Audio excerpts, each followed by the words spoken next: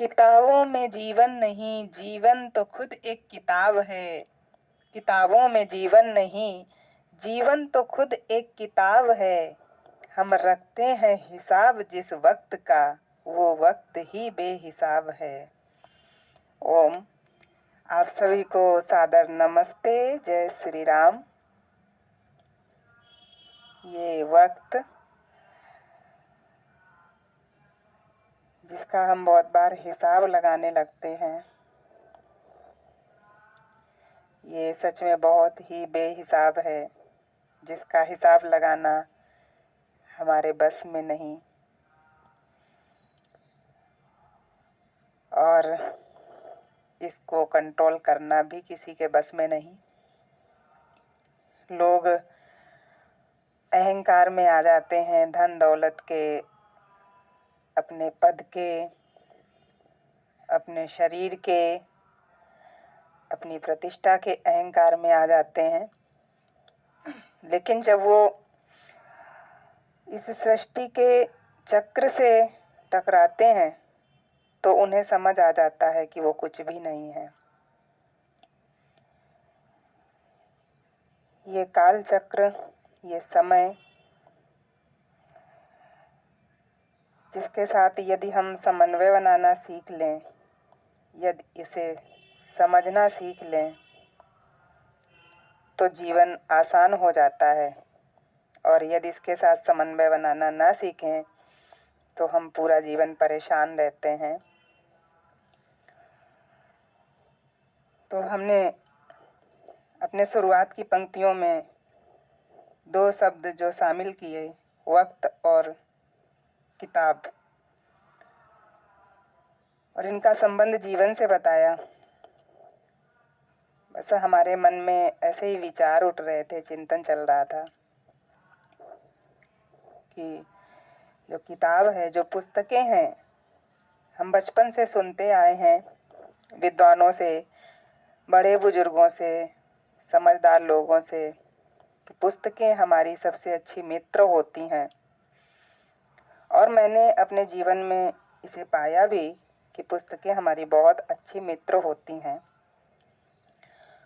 और मित्रों का चुनाव बहुत सोच समझकर करना चाहिए, क्योंकि मित्रों के व्यवहार का हमारे जीवन पर बहुत असर पड़ता है। इसलिए पुस्तकों का चुनाव भी बहुत सोच समझकर करना चाहिए। यदि ये कहा गया है कि पुस्तकें हमारी सबसे अच्छी मित्र होती हैं, पुस्तकें हम किस तरह की पढ़ते हैं वो हमारी मानसिक स्थिति का, हमारे स्वभाव का अंदाज़ा लगाया जा सकता है उससे। और हम जिस तरह की चीज़ें पढ़ेंगे, जिस तरह की संगति में रहेंगे, हमारे स्वभाव पर उसका असर भी पड़ता रहेगा। इसलिए मित्रों का चुनाव सदैव बहुत सोच समझ कर करें, भले ही वो पुस्तकों के रूप में हैं। ये तो पुस्तकों की बात हो गई, लेकिन आज मेरा चिंतन इस बात से थोड़ा हटकर भी था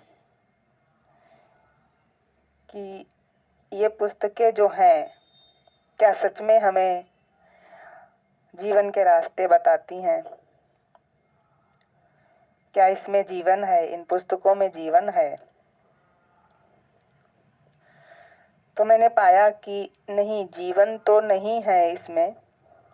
हाँ, मार्गदर्शन जीवन के मिल सकते हैं, मार्गदर्शक हो सकती हैं अच्छी पुस्तकें, परंतु जीवन तो स्वयं में एक पुस्तक है। एक ऐसी पुस्तक जिसका पिछला पेज निकल जाता है और आगे आने वाला पेज स्वतः ही पलटता जाता है, जिस पर कोई पृष्ठ संख्या नहीं पड़ी होती है, जिसे हम बंद नहीं कर सकते हैं।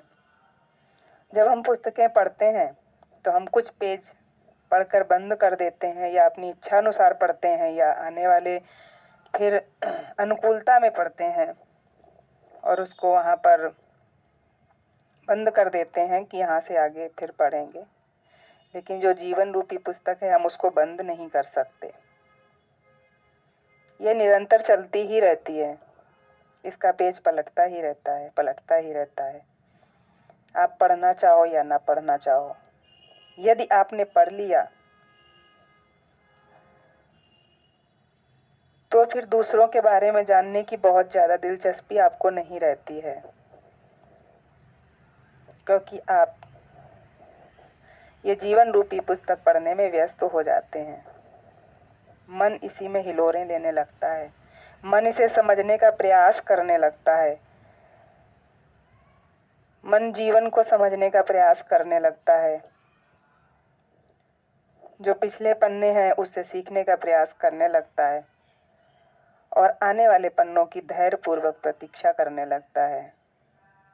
मन को पता चलने लगता है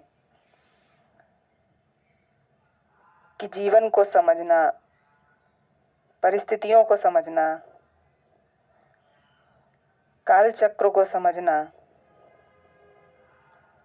उसके साथ समन्वय करना, धैर्य बनाए रखना, सुख दुख में, हर चीज में बहुत आवश्यक है।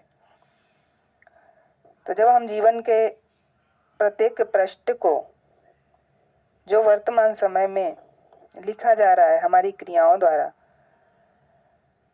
जो भी घटित हो रही परिस्थितियों के द्वारा, उसको जब हम ध्यान पूर्वक उसका मूल्यांकन करते हैं, उस पृष्ठ को साथ में पढ़ते चलते हैं, आज ये हुआ, ऐसे हुआ, क्यों हुआ, और ऐसा ही होता है। कुछ चीज़ों पर हमारा जोर नहीं है, जो घटित होना है वो होगा ही, और कुछ बातों पर, कुछ चीज़ों पर हमारा जोर है।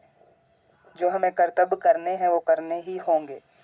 ये सारी चीज़ें जब हम पढ़ते हुए चलते हैं तो आने वाले प्रश्न हमें बहुत तकलीफ नहीं देते हैं।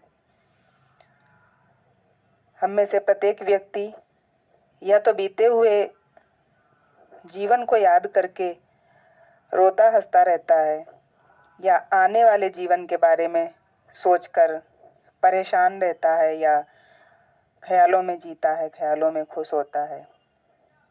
भविष्य में ये होगा, भविष्य में वो होगा, भविष्य के लिए ये प्लानिंग करनी है, वो करनी है, अगर मैंने ऐसा नहीं किया तो भविष्य खराब हो जाएगा, अगर ऐसा किया तो अच्छा होगा, हमें सुख चाहिए तो हमें ये करना है। इस चक्कर में हम वर्तमान को सदैव भूल जाते हैं। वो पृष्ठ जो जीवन रूपी पुस्तक का आने वाला है, जिसका हमें नहीं पता है कि उस पृष्ठ पर क्या लिखा है, उस पृष्ठ की संख्या नंबर क्या है, हमें कुछ नहीं पता है, उसके बारे में हम बेचैन होते हैं।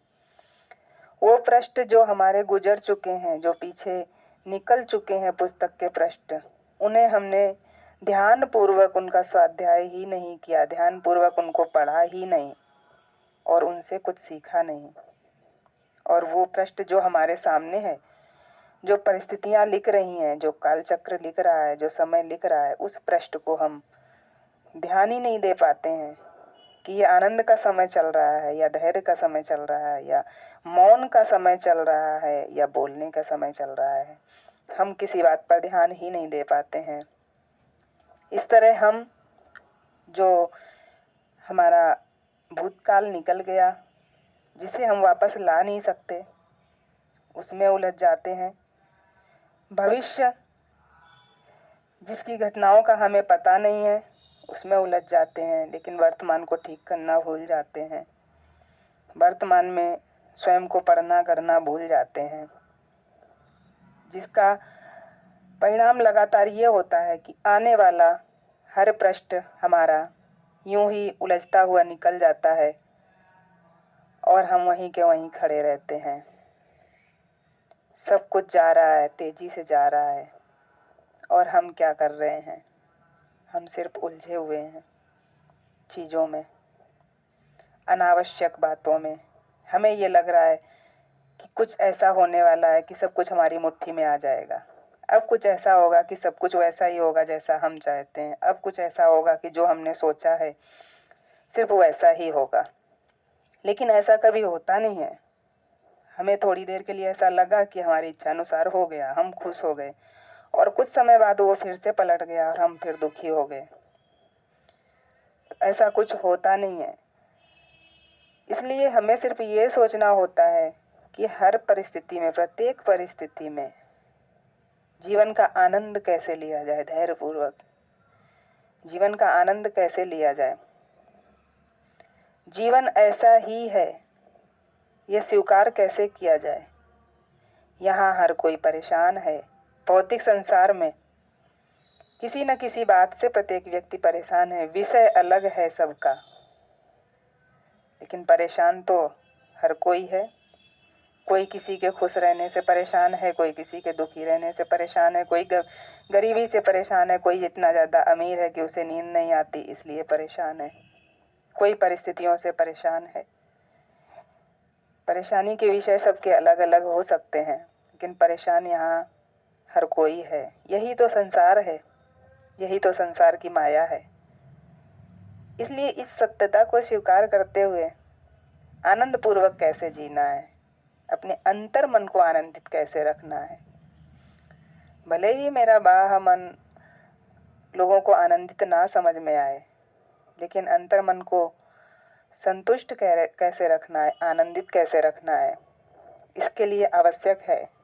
यह जीवन रूपी किताब है जिसका अगला पृष्ठ हमें पता नहीं है, लेकिन पृष्ठ आएगा अवश्य। हम उसे इग्नोर नहीं कर सकते। वो पृष्ठ अवश्य आएगा, गुजरेगा, हम उसे इग्नोर नहीं कर सकते।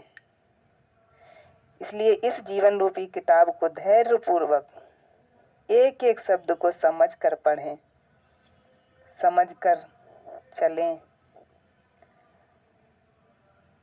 समय के साथ समन्वय बनाते हुए चलें और जीवन का आनंद लें।